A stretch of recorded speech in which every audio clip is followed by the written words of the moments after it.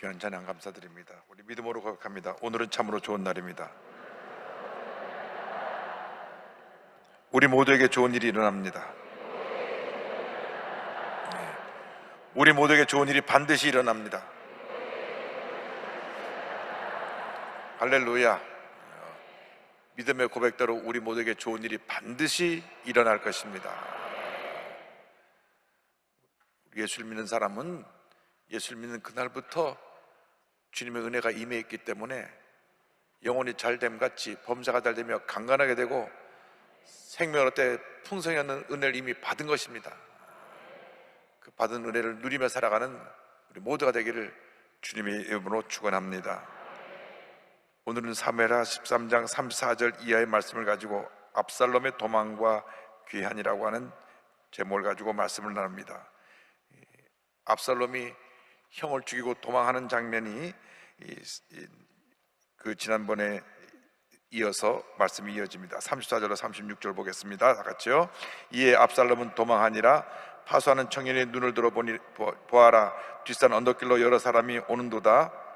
요나답이 왕께 아르되 보소서, 왕자들이 오나이다. 당신의 종이 말한 대로 되었나이다 하고 말을 마치자 왕자들이 이르러 소리를 높여 통곡하니 왕과 그의 모든 신하들도 심히 통곡하니라. 자신의 누이의 수치를 복수하기 위해서 2년 동안 복수를 준비했다가 양딸 까는 행사에 형만 부르면 또 안 올 터이니까 모두를 불러가지고 같이 잔치하는 자리에서 형을 쳐 죽였습니다. 그리고 압살롬 도망을 가고 나머지 다른 왕자들은 놀래서 호면백산에서 예루살렘으로 돌아와 다윗 왕 앞에 엎드려 통곡을 하니 왕과 모든 신하가 다 같이 통곡한 장면이 오늘 말씀입니다. 10계명의 6계명이 살인하지 말랍니다. 살인하지 말라. 그 말은 하나님께서 온 우주 만물을 지으시고 우리 인간을 하나님의 형상대로 지으셨기 때문에 인간의 생사복을 주관하시는 하나님이므로 우리가 어떤 죄를 지었을 때 하나님을 대신해서 그 죄를 벌하면 안 됩니다. 물론 구약의 율법은 그러한 죄를 지었을 때 이렇게 형벌에 처하라고 하는 그러한 법을 만들어 놓았지만은 그 법을 임의적으로 자기가 하나님을 대신해서 시행하면 안 됩니다. 살인죄에 처한 사람은 절차를 거쳐서 그 사람을 사형을 집행해야 되는데 동생 압살롬이 형을 쳐 죽이고 도망한 것입니다. 어디로 도망가느냐? 그 어머니가 살던 고향으로 돌아갑니다. 그술에 거주한 압살롬입니다. 37절로 39절입니다. 압살롬은 도망하여 그술왕 암미엘의 아들 달메게로 갔고 다윗은 날마다 그의 아들로 말미암아 슬퍼하니라. 압살롬이 도망하여 그술로 가서 거기에 산지 3년이라. 다윗 왕의 마음이 압살롬을 향하여 간절하니 암논은 이미 죽었으므로 왕의 위로를 받았음이더라. 이스라엘 북쪽 지역에 구술이라고 하는 지역인데 이 구술이란 지역으로 그 압살롬이 도망을 갑니다. 이 구술은 작은 그 당시에 있던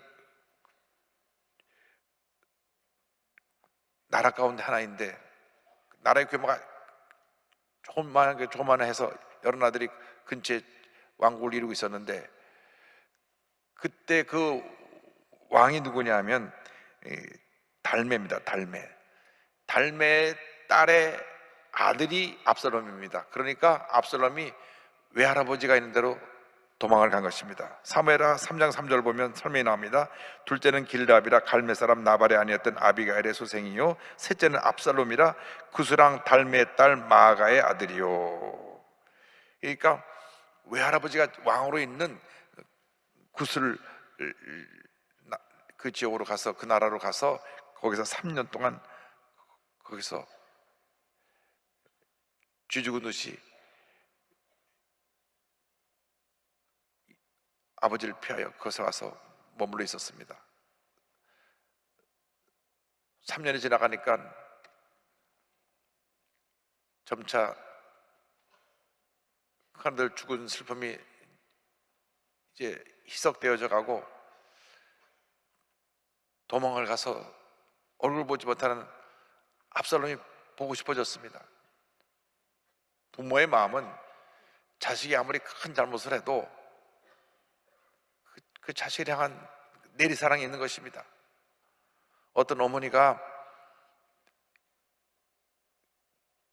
그 언론 기자들과 인터뷰했던 기억이 납니다.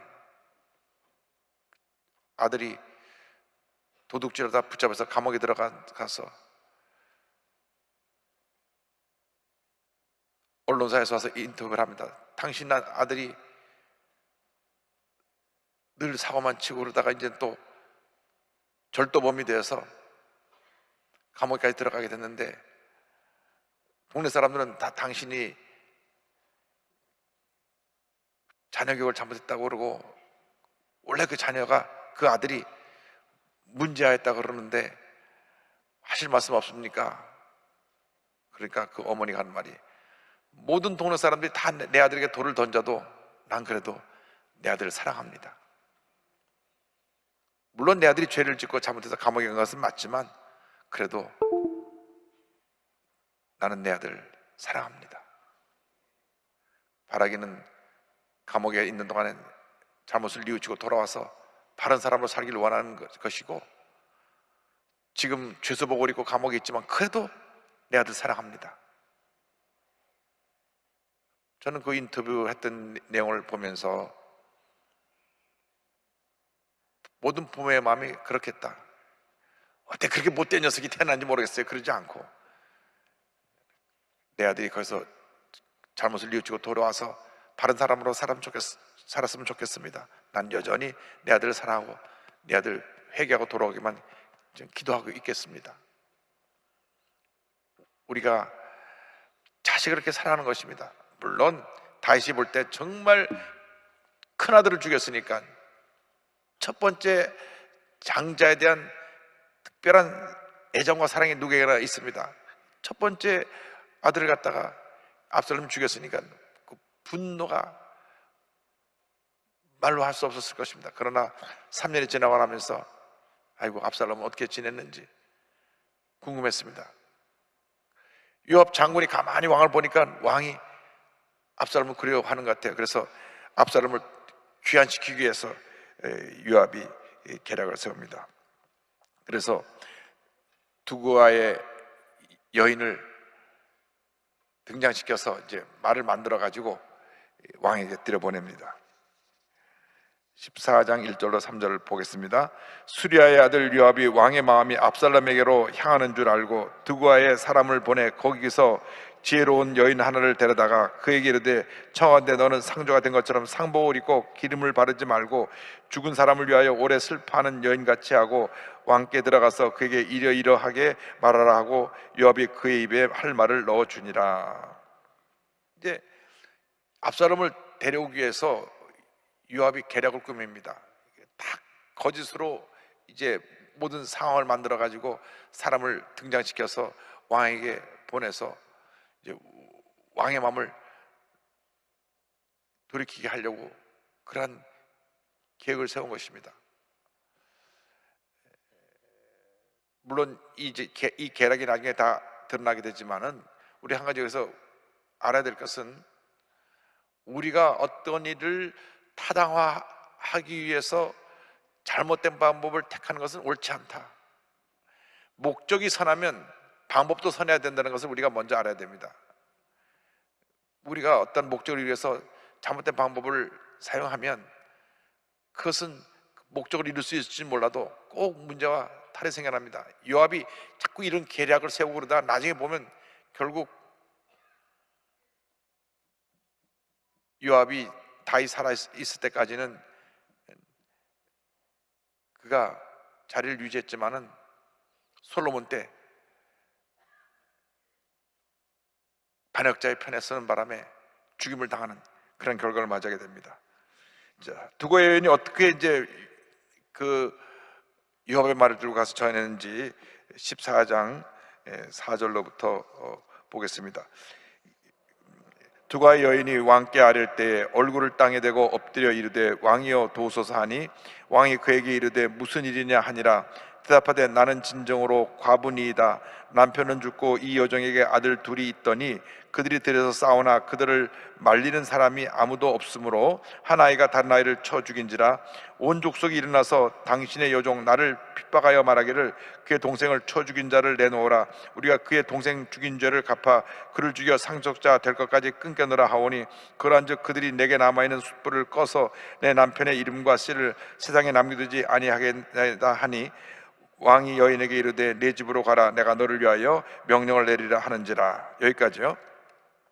와서 무슨 얘기를 하냐면 왕이요 저는 남편 없이 과부로 이렇게 아들 둘 의지하고 사는데 이 아들들이 나가서 싸우다 그만 실수로 형이 동생을 때려 죽였는데 동네 사람들이 다 일어나서 저 살인자는 남겨두면 안 된다. 그래서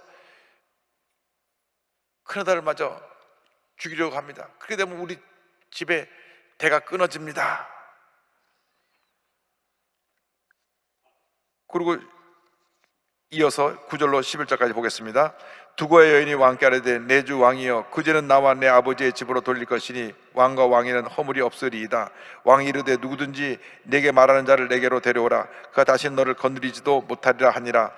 여인이 이르되 청한데 왕은 왕의 하나님 야훼를 기억하사 원수 감자가 더 죽이지 못하게 하옵소서. 내 아들을 죽일까 두렵나이다 하니 왕이 이르되 야훼께서 살아계심을 두고 맹세하노니 내 아들의 머리카락 하나도 땅에 떨어지지 아니하리라 하니라.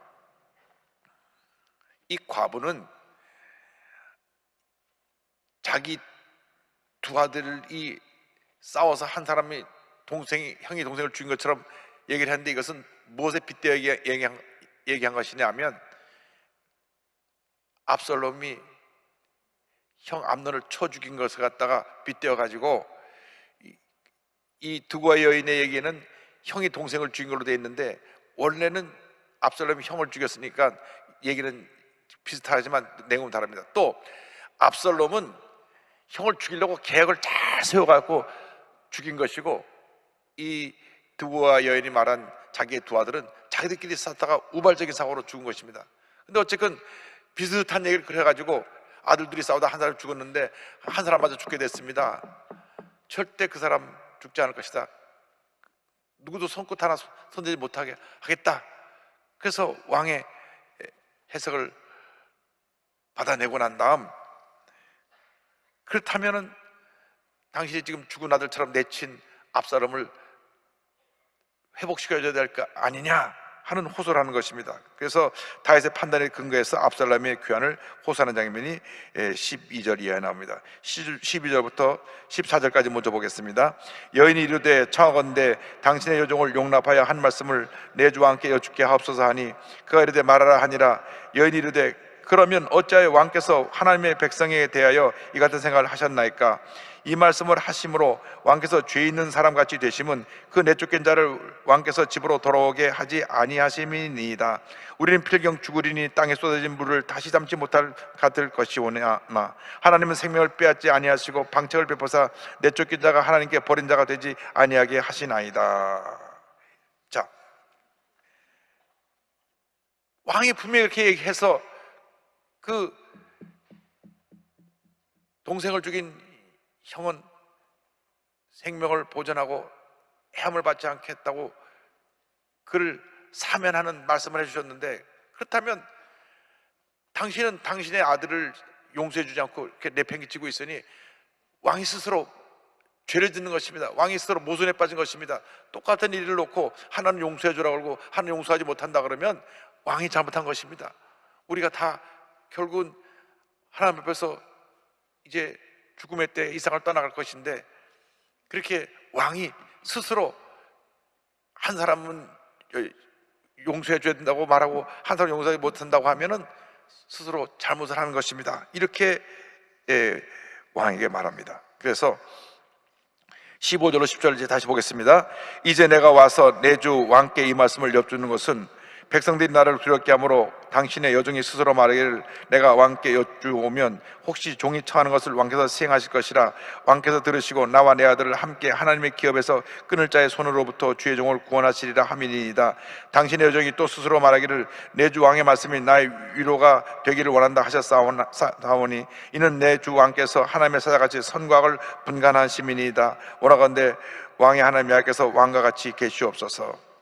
그래서 이제 왕이 선과 악을 구별하심으로 이제 하나님 함께 계셔서 하나님께서 주시는 그러한 지혜로 옳은 판단하시기를 원합니다. 이렇게 압살롬을 내쳐서 아들을 내쳐서 죽은 자처럼 내버려 두고 만약에 돌아오게 될 때 백성들이 일어나서 살인자가 온다고 해서 그를 죽이면 어떡합니까? 분명히 용서해 준다고 했고 사함 준다고 내 아들을 사면을 해준 것처럼 당신의 아들에게도 그렇게 적용하시옵소서. 그렇게 얘기를 합니다. 그제서야 왕이 이건 요압 장군이 이 두고의 여인에게 말을 집어넣어서 나한테 이런 얘기를 하게 했구나 깨닫게 됩니다. 요압의 압살롬 귀환을 깨달은 다윗의 이야기가 14장 18절 이하에 나옵니다. 20절까지 보겠습니다. 왕이 그 여인에게 대답하여 이르되 바라노니 내가 내게 묻는 것을 내게 숨기지 말라. 여인이 이르되 내 주 왕은 말씀하옵소서. 왕이 이르되 이 모든 일에 요압이 너와 함께하였느냐 하니 여인이 대답하여 이르되 내 주 왕의 살아계심을 두고 맹세하옵나니 내 주 왕의 말씀을 좌로나 우로나 옮길 자가 없으리이다. 왕의 종 요압이 내게 명령하였고 그가 이 모든 말을 왕의 여종의 입에 넣어주었사오니 이는 왕의 종 요압이 이 일의 형편을 바꾸려 하여 이렇게 함이니이다. 내 주 왕의 지혜는 하나님의 사제의 지혜와 같아서 땅에 있는 일들을 다 아시나이다 하니라. 맞습니다. 요압이 내게 말을 집어넣어서 내가 이렇게 왕에게 얘기한 것입니다. 왕은 하나님의 주신 지혜가 있어서 모든 일을 다 잘 아십니다. 여기서 우리가 한 가지 생각하고 넘어갈 것이 있습니다. 지도자가 잘못했을 때 나단처럼 하나님의 말씀을 가져와서 그 지도자의 양심에, 지도자의 이성적 판단에 잘못된 것이 무엇이고 어떻게 해야 될 것인가를 촉구한 그러한 신하가 있다고 하면, 선지자가 있다고 하면 요압 장군은 그렇게 양심과 그 이성에 호소했다기보다는 감정적인 데 호소를 해서 이야기를 만들어내 가지고 없는 말을 통해서 왕을 설득하려고 한 것입니다. 어떻게 우리가 지도자를 잘 모시느냐, 이렇게 거짓말을 해서라도 지도자의 마음을 돌려놓으려고 하는 이러한 측근들이 있을 것이고, 아니면 지도자가 기분 나쁘더라도 입 바른 소리로 그걸 잘못된 것입니다 하는 지적을 하는 사람이 있을 것인데, 훌륭한 지도자는 쓴소리 하는 사람을 옆에 두고 그 얘기를 들을 줄 아는 사람입니다. 늘 아첨하는 사람에 둘러싸여 있으면 나중에 판단이 흐려지고 잘못된 길로 갈 수가 있는 것입니다. 그래서 구약시대의 선지자들은 늘 하나님 편에 서서 왕 앞에 목숨을 내놓고 그냥 바른 이야기로 하나님의 말씀을 대언했습니다.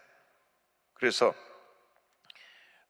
우리가 하나님 일을 할 때 잘못된 것은 바로 잡고 잘하는 것은 더 잘되게 하고 그렇게 일을 해나가는 것이 우리 하나님의 사람들의 일이고, 특별히 하나님의 귀한 일을 하는 사람들, 주변에 있는 사람들은 늘 하나님 편에서 하나님의 가장 기뻐하시는 모습으로 그분을 잘 모시고 함께 일하는 그러한 모습을 갖춰야 할 것입니다. 자, 그리고 나서 이제 압살롬이 돌아옵니다. 21절로 24절입니다. 왕이 요압에게 이르되 내가 이 일을 허락하였으니 가서 청년 압살롬을 데려오라 하니라. 요압이 땅에 엎드려 절하고 왕을 위하여 복을 빌고 요압이 이르되 내 주 왕이여 종의 구함을 왕이 허락하시니 종이 왕 앞에서 은혜 입은 줄을 오늘 아나이다 하고 요압이 일어나 구슬로 가서 압살롬을 데리고 예루살렘으로 오니 왕이 이르되 그를 그의 집으로 물러가게 하여 내 얼굴을 볼 수 없게 하라 하매 압살롬이 자기 집으로 돌아가고 왕의 얼굴을 보지 못하니라. 그래서 요압에게 데려와라. 왕의 윤호를 받은 요압 장군은 신나서 구슬로 가가지고 다윗 왕께서 당신을 용서해주고 당신을 데려오라 합니다 하고 데려왔는데, 막상 압살롬을 보려고 하니까 마음에 암논을 죽인 나쁜 놈 하는 그 분노가 남아 있었어요. 압살롬을 데리고 왔나이다 보고 하니까 볼일 없다, 자기 집에 가 있을게 해라. 그리고 내칩니다. 이왕 돌아오게 했으면 얼마나 압살롬이 위축이 돼서 그냥 주눅 들어서 왔겠습니까? 아버지가 용서한다 그랬어도 아버지가 사랑하는 큰아들 죽인 사람이니까 막 고기도 못 뜨고 이러고 들어왔을 텐데, 그러면 막 너 그런 형을 갖다가 그런 식으로 내가 잘잘못을 나한테 고해서 형을 벌하게 하지 내가 직접 형을 살해 죽일 수 있냐고 막 어미 꾸짖고 다시는 그런 짓 하지 말라고 눈물 뚝뚝 떨어지게 야단을 치고 난 다음 이리 와 안아주면서 그래도 내가 용서한다 그랬으면 아주 해피엔딩이 될 건데, 꼴도 멋있다 데리고 오지도 마라. 2년 동안이나 얼굴을 안 보는 동안에 압살롬 마음에 섭섭한 마음이 들었어요. 나를 오래 때는 뭐냐고 안 보는 땐 안 된 것도 뭐 아버지 마음이 뭐 저래. 자기 아버지인데도 아버지에 대한 원한을 갖게 됐어요. 5년 동안 아버지를 못 보는 동안에 완전히 마음이 변질돼 갖고 나중에 이 아들이 반역을 합니다. 그래서 우리가 꼭 배워야 될 것은 우리 부모님 또 교회 리더가 되시는 우리 장로님들, 우리 죄종들이 용서의 덕을 배워야 돼. 용서와 화해. 나에게 못되게 하고 잘못했다고 하더라도 잘못했다고 빌면 꼴도 보기 싫다 저리 가라 하지 말고 속 마음은 그렇더라도 눌러놓고 그래 내가 잘못했다고 그러니까 용서한다 같이 손잡고 기도해주고 풀어야 돼요. 그때 용서를 빌는데도 꼴도 보기 싫다고 고개 돌려버리면 그래 두고 보자 해가지고 그래서 교회 내 원한을 품게 되고 나중에 큰 분란을 일으키는 문제를 가져오게 되는 것입니다. 불씨를 남겨놓게 되는 거예요. 압살롬이 그때 왔을 때 3년이나 자기가 살던 예루살렘을 떠나서 구슬 땅에 살며 얼마나 외롭고 힘들었겠습니까? 왕자의 신으로 가슴 피고 살다가 지금 살인자의 신자로 도망자가 돼서 와서 숨어 있으니까 신창원 그 신출 규모했던 그 탈주범 얘기 들어보니까 탈주해서 도망다니는 그 오랜 시간 동안 단 하룻밤도 편하게 잠을 못 잤대요. 어디서 잠을 자더라도 늘 마음이 불안했답니다. 그래서 3년 동안 압살롬이 하룻밤도 제대로 편하지 못하고 난 살인자, 난 도망자 이런 생각을 했다가 3년 만에 불러서 오니까 야 드디어 내가 용서받는구나 왔는데 꼴도 보기 싫다니까 아버지가 아직도 날 용서하지 않아? 그럴 수가 있나? 자기가 잘못한 건 다 잊어버렸어요. 자기가 형 죽인 건 다 잊어버리고 아버지가 섭섭한 마음을 두고 보자. 그래서 이제 압살롬하고 이제 결국은 화해를 하긴 하는데 너무 늦었어요. 화해가 너무 늦으면 그 마음속에 그 앙금이 치료가 되지 않은 상태가 흠이 남게 되는 것입니다. 그런데 갑자기 이제 압살롬을 모습을 소개합니다. 14장 25절 27절입니다. 이 압살롬 얘기를 소개하는 이유는 이 문제 때문에 나중에 압살롬이 죽임을 당하죠. 25절 27절까지 보겠습니다. 온 이스라엘 가운데에서 압살롬같이 아름다움으로 크게 칭찬받는 자가 없었으니 그는 발바닥부터 정수리까지 흠이 없음이라. 그의 머리털이 무거움으로 연말마다 깎았으며 그의 머리털을 깎을 때 그것을 달아본즉 그의 머리털이 왕의 저울로 200세겔이 되었더라. 압살롬이 아들 셋과 딸 하나를 낳았는데 딸의 이름은 다말이라. 그는 얼굴이 아름다운 여자더라. 압살롬이 아주 잘생긴 미남이었다. 압살롬의 외모를 얘기합니다. 참 외모가 훅 잘났어요. 그래서 모든 사람이 압살롬만 바라본 하고 쳐다봤습니다. 우리나라의 유명한 영화 배우들 중에 잘생긴 사람 보면 하듯이, 누군지 잘 모르겠습니다. 그런 사람이 있는 것 같아요. 그런데 외모가 그렇게 훌륭했고 머리털이 자랑거리였습니다. 그 당시 이제 머리털을 길게 길렀는데 1년에 한 번씩 머리를 자르면, 보통 이스라엘 남자가 머리를 자르는 머리 무게가 1년에 500g인데 왕의 저울로 200세겔이었더라.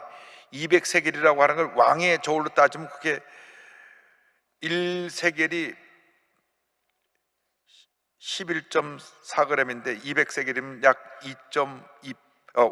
4.56kg이에요.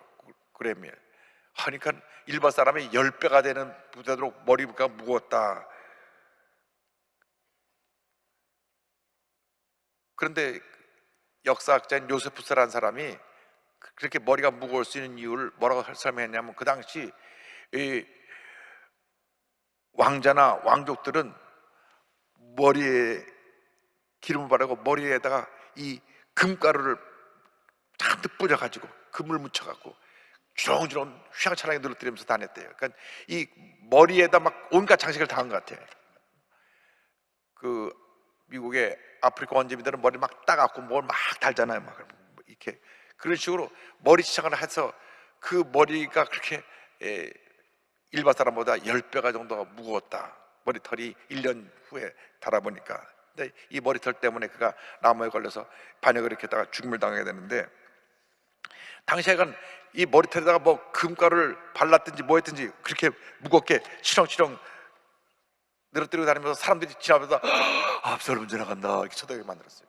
그냥 압살롬 팬으로 가득했어요. 요즘 뭐 BTS라서 방탄소년단이 지나가면 뭐 온 동네가 젊은이들 따라서 난리 친다는데, 그런 식으로 이 압살롬이 자기의 외모를 자랑하면서 그걸 또 자랑하고 다녔어요. 사람들이 자기를 막 흠모하고 따라다니니까 그렇게 자기의 외모를 자랑했는데, 하나님 앞에서 우리가 인간의 자랑을 그렇게 하고 다니면 그 인간의 자랑이 교만이 되어서 파멸의 길로 우리가 가게 되는 것입니다. 우리 인간이 자랑할 것 아무것도 없습니다. 나의 평생 자랑은 주의 십자가로다.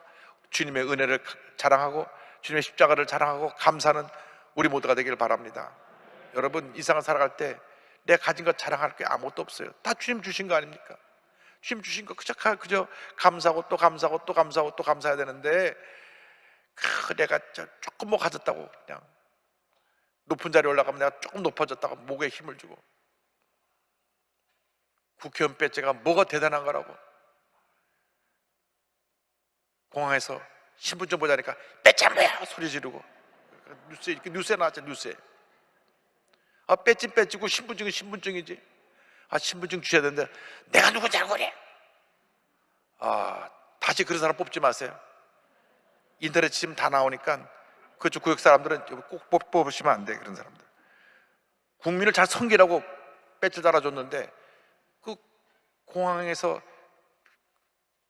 비행기 탈 때는 꼭 신분증과 대조하게 돼 있는데 신분증 안 주고 소리 지르고 결국 신분증 안 꺼내고 이거 봐 가버렸어요. 그래가지고 뉴스에 나올 정도가 됐어요.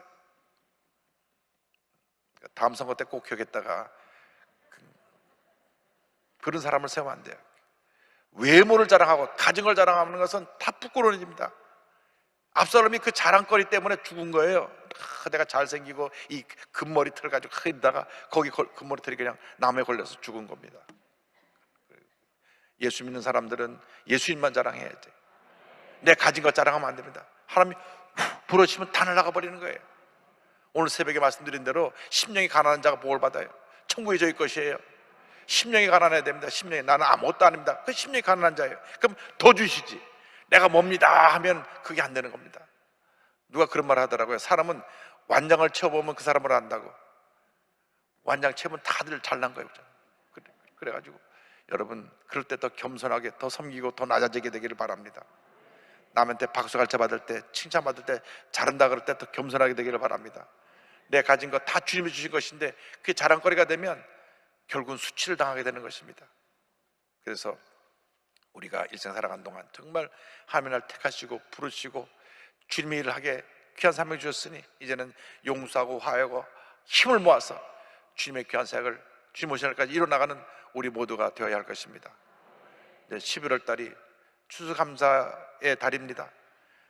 올 한 해 하나님께서 얼마나 큰 은혜를 주셨는지 우리가 감사하면서, 나 같은 죄인을 구원하신 그 놀라운 은혜에 감사하면서 이제부터는 이제 하나님 앞에서 한 해 동안에 결실을 맺어야 될, 신앙의 좋은 열매를 맺어야 될 그러한 계절을 맞이했으므로 더욱더 열심히 우리가 사랑으로 섬기고, 더욱더 열심히 믿지 않는 사람들 구원해서 주님께 데려오고 하나님의 귀한 역사를 이루는 모두가 되기를 주님의 이름으로 축원합니다. 오늘 여기까지 공부하겠습니다. 기도하겠습니다. 사랑과 은혜와 자비가 원하시는 하나님 아버지, 한 번뿐인 인생 살아가는데 우리가 너무나 이상하게 가진 것 탐욕으로 그걸 소유하고 그것을 자랑거리로 삼아서 그것이 나에게 문제와 어려움을 가져오지 않도록 늘 우리가 깨어지고 낮아지게 하여 주시옵소서.